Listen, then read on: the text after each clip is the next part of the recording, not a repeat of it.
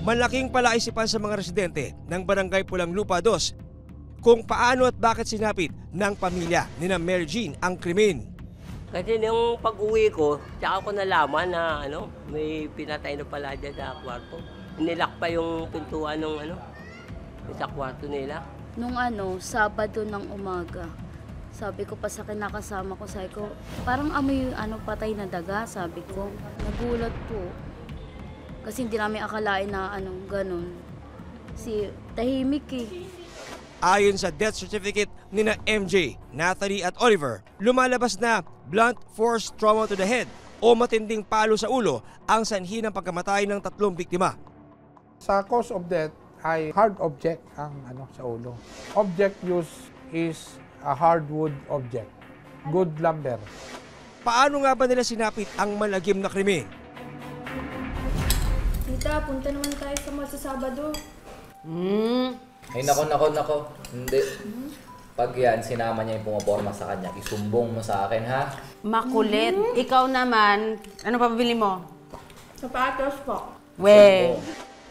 Bunso sa 7 magkakapatid at nag-iisang babaeng anak, si MJ. Kaya naman, todo ang pag-aalaga ng kanyang mga kuya sa kanya. Bakit ako ba nag-aya? Siya naman ang nag-aya eh. Sino po ba yun? Siya nga nag-iisang babae. Yun nga, sabi ng mama namin, kung anong hingi ng kapatid nyo, pilitin nyo nalang ibigay. Ayon pa kay Verhel, iginapang nila magkakapatid ang pag-aaral ni MJ. Mga kuya namin, doon nakapag-aaral siya sa Cavite. Pinag-aaral siya ng kuya namin. Wow! Tara, kain tayo sa labas. Nagbigay ng bonus si boss. Sarap yun. Sige, text ko lang muna. Perfect. Nagtapos ng kursong Financial Management si MJ noong taong 2016. Nang makapagtapos ng pag-aaral, nagtrabaho si MJ bilang HR manager sa isang convenience store. MJ, umalis ka na at baka mahuli ka sa trabaho, anak. Hindi pa, maaga pa. Uy, Nay, sarap niya na. Sige na, Berhel, kumain ka muna at ihatid mo sa MJ sa trabaho.